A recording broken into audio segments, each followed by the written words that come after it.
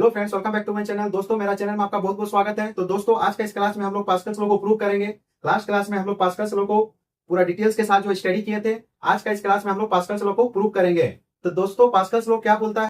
तो Pascal's law के बारे में हम लोग लास्ट क्लास में पढ़े थे कि पास्कल्स लॉ क्या बोलता है कि अगर मान लीजिए फ्लूइड रेस्ट कंडीशन में है, अगर फ्लूइड रेस्ट कंडीशन में है और किसी पॉइंट पे जो है प्रेशर एक्ट हो रहा है, तो सभी डायरेक्शन में जो है आपका प्रेशर जो है इक्वल होगा। सभी डायरेक्शन में प्रेशर जो है आपका इक्वल होगा।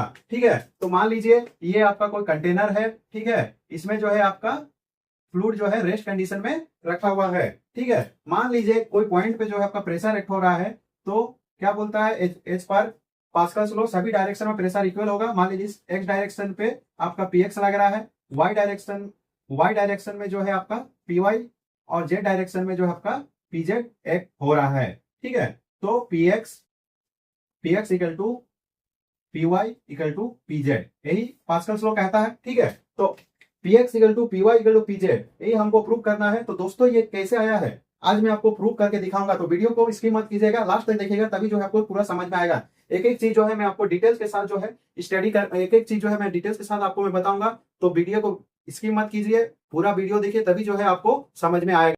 तो दोस्तों, पास्कल्स लॉ को प्रूव करने के लिए हम लोग को क्या क्या चीज जो है जानकारी होना चाहिए। तो सबसे पहले आपको किस चीज का, क्या क्या चीज का जो है कंसेप्ट होना जरूरी है। सबसे पहले आपको रेजुलेशन ऑफ फोर्स के बारे में जो है जानना बहुत जरूरी है। तो आप लोग फिजिक्स में पढ़े होंगे रेजुलेशन ऑफ फोर्स, और इंजीनियरिंग मैकेनिक्स में भी आप लोग पढ़े होंगे रेजुलेशन ऑफ फोर्सेस। उसके बाद आपको राइट एंगल ट्रायंगल का जो कंसेप्ट है वो भी जो है आपको आना चाहिए। उसके बाद अगर मान लीजिए जो इंक्लाइन प्लेन है उस पर अगर जो है आपका फोर्स एक्ट हो रहा है, कोई इंक्लाइन प्लेन है और उस पर अगर फोर्स एक्ट हो रहा है, तो उसका जो वर्टिकल और हॉरिजॉन्टल कंपोनेंट है इसको कैसे निकालेंगे, इसका भी जो है आइडिया आपको आना चाहिए। अगर आपको जानकारी है इन चीजों का तब भी ठीक है, अगर नहीं जानकारी है तो कोई बात नहीं, मैं आपको एक एक चीज जो है बताऊंगा। बस अब वीडियो इसकी मत कीजिएगा। ठीक है दोस्तों, तो अभी हम लोग स्टार्ट करते हैं। तो अभी हम लोग क्या करेंगे, कुछ कंसीडर करेंगे और उसके बाद जो है हम लोग P X equal to P Y equal to P Z को प्रूव करेंगे। ठीक है, सबसे पहले हम क्या करेंगे, एक वे शेप का जो है एलिमेंट लेंगे।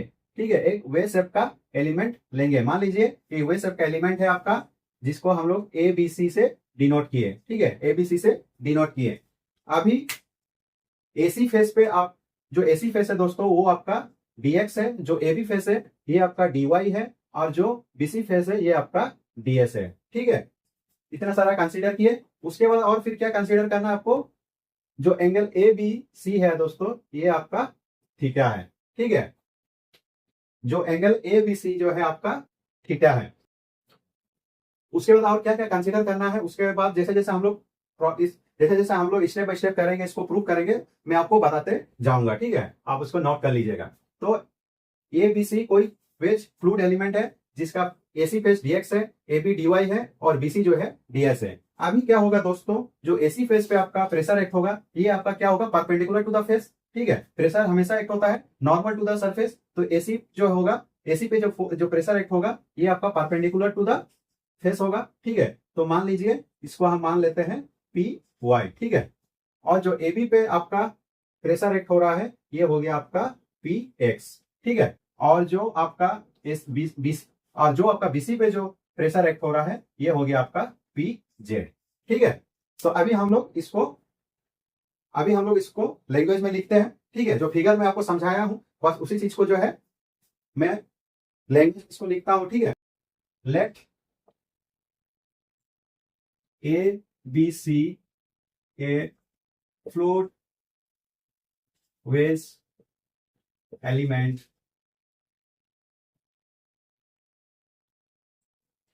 which faces AC, AB and BC are, AC क्या है मेरा dx है, AB क्या है dy एंड BC क्या है dz रिस्पेक्टिवली। का मतलब क्या दोस्तों, AC का जो आपका फेस है dx है, AB का dy है, और BC का आपका dz है। ठीक है, उसके बाद और क्या कंसीडर किए, angle A B C equal to theta. ठीक है, उसके बाद दोस्तों और एक चीज हम लोग को इसमें कंसीडर करना है, ये फेस जो है आपका, जब हम लोग एरिया निकालेंगे तो एरिया क्या होता है आपका, आपका लेंथ इंटू विथ होता है, तो लेंथ तो ये आपका dx वजह से हो गया, तो विथ क्या मानेंगे इसको, जो विथ होगा सभी फेस का यूनिटी मानते हैं, ठीक है। विथ जो सभी फेस का होगा यूनिटी मानते हैं, ठीक है। And all the faces of ABC, all the faces of width, all the faces of width equal to unity, ठीक है। सभी फेसेस का जो विथ है हम लोग यूनिटी मानते हैं, ठीक है दोस्तों। कैसे विथ आपका आपका यूनिटी होगा, देखिए इस पे कुछ जो लेंथ है कुछ थिकनेस होगा, ठीक है। मान लीजिए ये, ठीक है, इसी को बोल रहे हैं हम 1 मान रहे हैं, ठीक है। जो थिकनेस है उसको या विथ है उसको हम लोग यूनिटी मानते हैं, इतना कंसीडर कर लिए। अभी क्या है दोस्तों, अभी हम लोग को क्या करना है आगे कि देख, इसमें अभी हम लोग को देखेंगे कि कौन कौन सा जो है आपका फोर्स लग रहा है, इस वेज फ्लूइड एलिमेंट में कौन कौन सा फोर्सेस लग रहा है। एसी फेस पे कौन सा फोर्स लग रहा है, एबी पे कौन सा लग रहा है, और बीसी पे क्या लग रहा है, ठीक है। How many forces acting on the fluid wedge element, ठीक है। तो सबसे पहले force acting on face AC। तो दोस्तों अगर हमको फोर्स निकालना है तो क्या करना होगा, हम लोग क्या जानते हैं, pressure equal to force by area, force equal to pressure into area होगा, ठीक है। तो force acting on face AC, pressure into area, pressure क्या है AC पे PY, एरिया आपका क्या हो जाएगा dx, और विथ जो दिया हुआ आपका यूनिटी यानी 1, ठीक है। Force acting on face AC P into A, pressure into area equal PY into dx into 1, ठीक है। तो ये हो जाएगा आपका फोर्स के टर्म में लिखेंगे तो ये PY इंटू dx इंटू 1, ठीक है। उसी तरह से सभी फेस का निकालेंगे। अभी फेस AB का देखते हैं, force acting on face AB, ये आपका हो जाएगा प्रेशर इंटू एरिया, प्रेशर कितना है Px है, इंटू dy इंटू 1। उसी तरह force acting on face BC, pressure into area, pressure क्या है Pz इंटू ds इंटू 1, ठीक है। फेसेस पे जो भी आपका फोर्स एक्टिंग हो रहा उसको हम लोग निकाल लिए, ठीक है। ये Px इक्वल टू क्या हो जाएगा, फोर्स के टर्म लिखें तो Px इंटू dy इंटू 1, ठीक है। ये भी हो जाएगा आपका Pz ds इंटू 1, ठीक है। और अभी क्या होगा दोस्तों, आप आगे अभी और कोई फोर्स लग रहा है, जी हाँ लग रहा है, कौन सा, वेट। इस फ्लूइड एलिमेंट का कुछ ना कुछ वेट होगा, फ्लूइड एलिमेंट का जो है कुछ ना कुछ वेट होगा। और हम लोग जानते हैं दोस्तों, जो फ्लूइड कोई भी किसी भी चीज का कोई भी अगर बॉडी है या कुछ भी चीज है, हमेशा जो वेट है नीचे की तरफ डाउनवर्ड डायरेक्शन की तरफ जो है आपका एक होता है। तो ये भी जो फ्लूइड वेज एलिमेंट, इसका भी जो जो आपका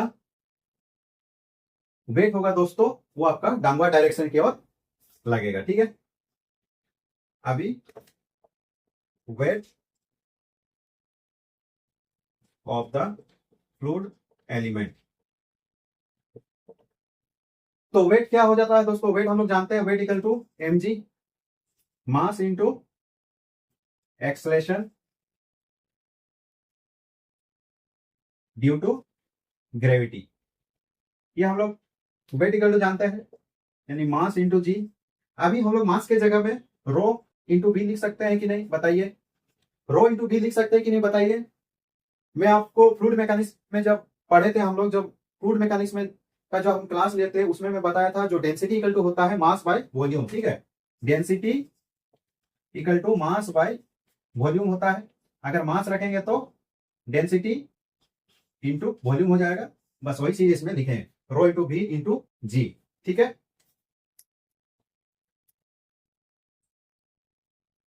तो ये हो गया आपका rho into B into g, ठीक है।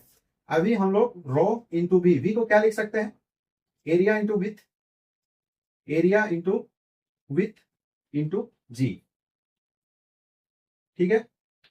फर्दर इसको सॉल्व करेंगे तो ये हो जाएगा रो इंटू एरिया निकालना। अभी एरिया क्या है, ये दोस्तों क्या है, राइट एंगल ट्रायंगल आपका ABC क्या है, राइट एंगल ट्रायंगल है, और राइट एंगल ट्रायंगल का एरिया क्या जानते हैं हम लोग, half into B into H. Half into B, B क्या है आपका AC, कितना है dx, और आपका जो हाइट है dy है, और विथ आपका कितना है 1 इंटू जी। तो इतना सारा जो है फोर्स जो है इस फ्लूइड एलिमेंट में जो है दोस्तों एक्ट हो रहा है। हम लोग क्या करेंगे दोस्तों, रेजुलेशन ऑफ फोर्स की सहायता से जो है अभी हम लोग इसको सॉल्व करेंगे। Px equal to Py equal to Pz। दोस्तों अभी वीडियो और भी इंटरेस्टिंग होगा, तो आप लोग छोड़ के मत जाइएगा, वीडियो को स्किप मत कीजिएगा। अभी जो है आपको वीडियो को स्किप मत कीजिएगा।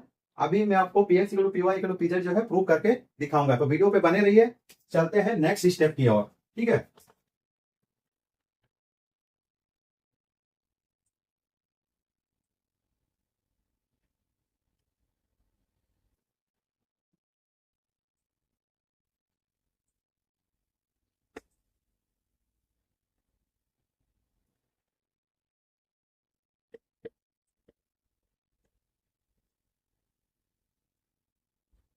तो दोस्तों अभी हम लोग चलते हैं नेक्स्ट स्टेप की ओर।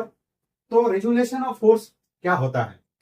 रेजुलेशन ऑफ फोर्स में क्या करते हैं दोस्तों, अगर किसी प्लेन पे या किसी पॉइंट पे जो है आपका फोर्स एक्ट हो रहा है वर्टिकल डायरेक्शन में और हॉरिजॉन्टल डायरेक्शन पे, ठीक है। रेजुलेशन ऑफ फोर्स में हम लोग क्या करते हैं कि जो वर्टिकल डायरेक्शन में फोर्स लग रहा है, डाउनवर्ड अपवर्ड, सभी का समेशन जो है हम लोग 0 करते हैं। उसी तरीके से जो हॉरिजॉन्टल डायरेक्शन पे आपका फोर्स लग रहा है, आपका हॉरिजॉन्टल डायरेक्शन में जो आपका फोर्स लग रहा है, उन सभी फोर्स को जो है हम लोग उन सभी फोर्सेस का समेशन जो है हम लोग क्या करते हैं, इक्वल करते हैं, ठीक है। तो रेजुलेशन ऑफ फोर्स में हम लोग यही करते हैं। आगे जैसे आपको स्टेप में बताऊंगा आपको पूरा पूरी समझ में आएगा, ठीक है। तो अभी हम लोग क्या करते हैं,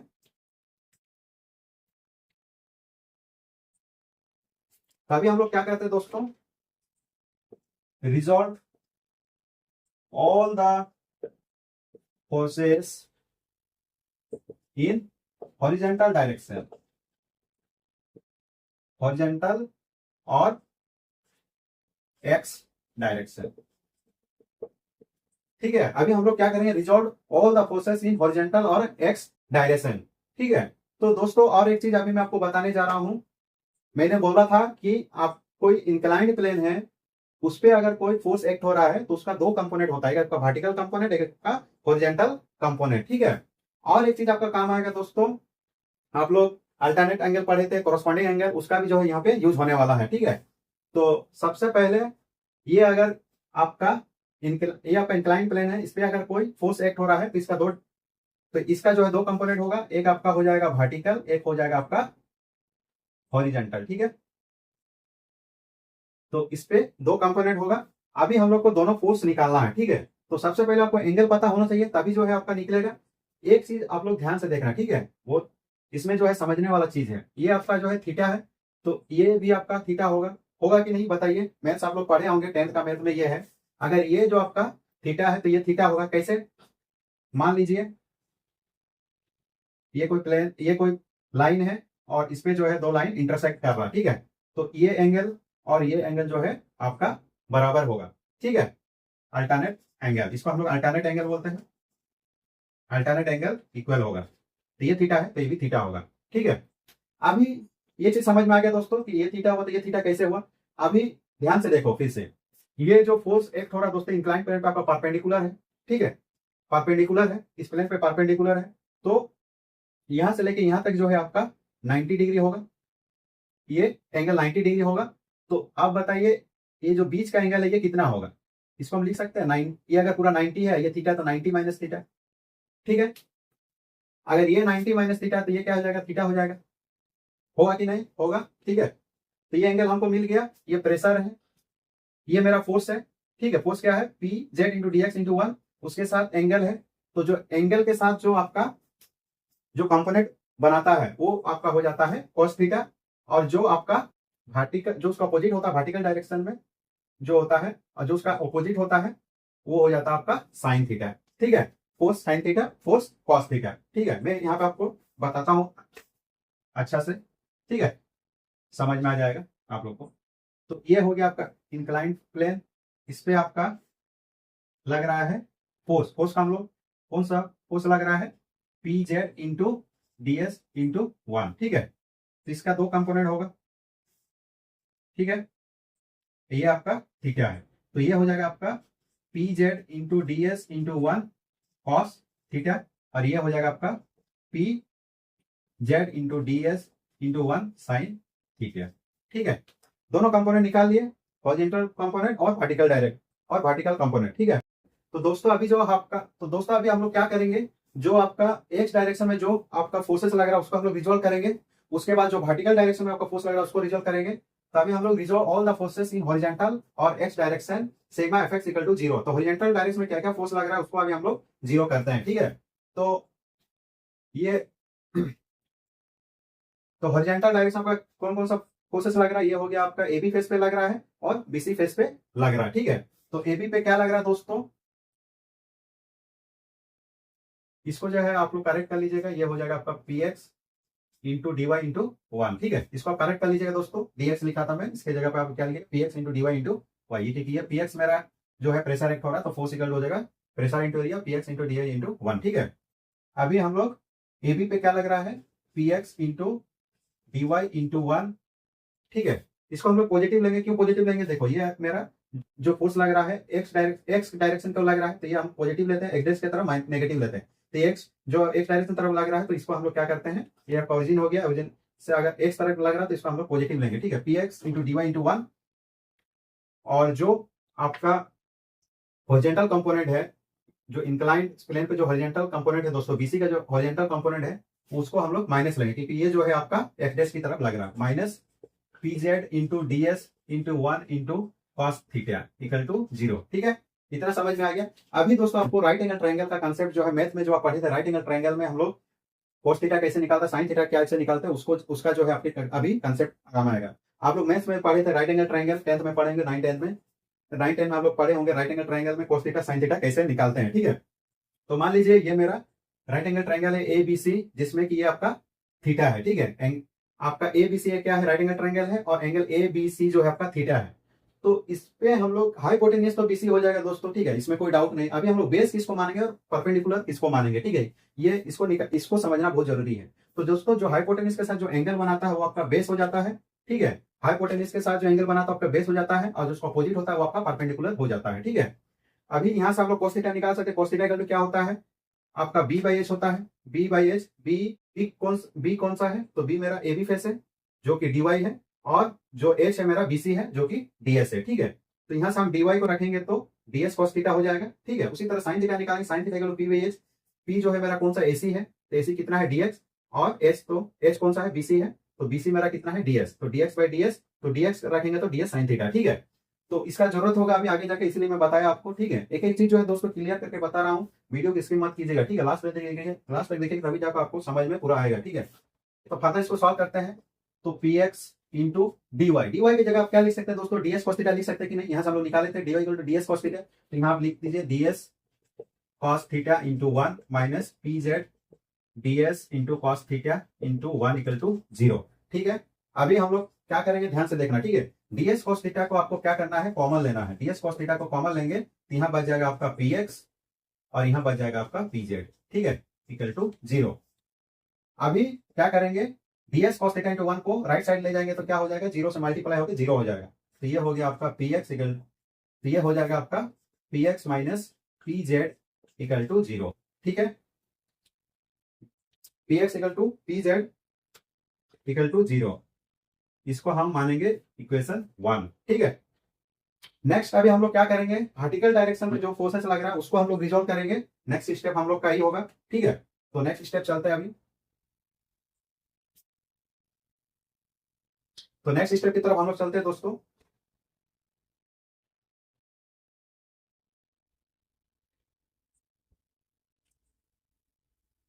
तो अभी हम लोग निकाले थे, हम लोग क्या निकाले हैं, P x equal to P Z. ठीक है, ये हम लोग निकाल चुके हैं, P x equal to P Z हम लोग निकाल लिए, इसको हम लोग इक्वेशन 1 कंसीडर किए। ठीक है, अभी हम लोग क्या करेंगे, रिजोल्व करेंगे, जितने वर्टिकल डायरेक्शन फोर्स लग रहा है उसको सभी को जो है उसका समेशन हम लोग 0 करेंगे। ठीक है, resolve all the forces in vertical direction और वाई डायरेक्शन। ठीक है, तो वर्टिकल डायरेक्शन में क्या लग रहा है, सबसे पहले हम लोग अपवर्ड तरफ क्या लग रहा है उसको देखेंगे, उसके बाद फिर डाउनवर्ड में कौन कौन सा फोर्स लग रहा है वर्टिकल में उसको देखेंगे, ठीक है। तो अपवर्ड में क्या लग रहा है आपका, P Y into D X into one,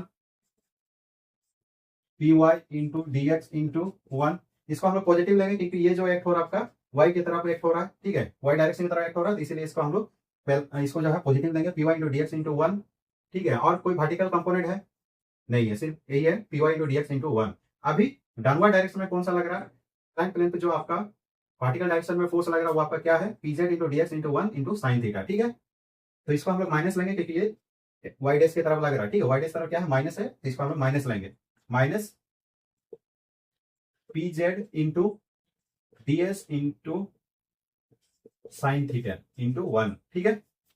और वर्टिकल डायरेक्शन में कुछ फोर्स एक्ट हो रहा है दोस्तों, देखिए आप लोग ध्यान से देखना। तो वर्टिकल डायरेक्शन में और एक फोर्स एक्ट हो रहा है जो एबीसी का वेट है, जो एबीसी फ्लूइड एलिमेंट का जो वेट है वो भी लग रहा है वर्टिकल डायरेक्शन में, जो डाउनवर्ड डायरेक्शन में, ठीक है। तो ये हो जाएगा, इसको भी हम लोग माइनस कंसीडर करेंगे, इक्वल टू 0, ठीक है।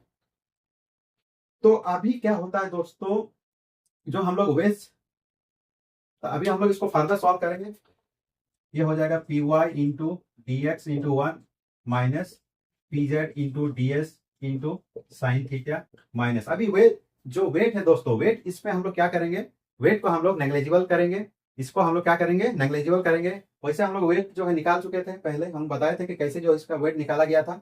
लेकिन यहाँ पे क्या होगा दोस्तों, जो आपका वेज एलिमेंट है, ठीक है, वेज एलिमेंट जो है आपका बहुत छोटा है, ठीक है, जो वेट जो आपका फ्लूइड फ्लूइड एलिमेंट है दोस्तों, जो वेज शेप का है, जो वेज फ्लूइड एलिमेंट है दोस्तों, उनका उसका जो वेट है का बहुत ज्यादा कम है, मतलब ये नेग्लेजिबल हम इसको मान सकते हैं। अगर उसका हम एरिया निकालेंगे और उसको फिर फर्दर मल्टीप्लाई करेंगे तो वो और भी जो है छोटा हो जाएगा, ठीक है, और भी जो है वो छोटा हो जाएगा। इसीलिए हम लोग क्या करते हैं, जो वेट होता है फ्लूइड एलिमेंट का, जो वेट होता है फ्लूइड वेज एलिमेंट का, उसको हम लोग 0 कंसीडर करते हैं, ठीक है। इसको हम क्या करेंगे, 0 कंसीडर कर दिए, 0 हो गया।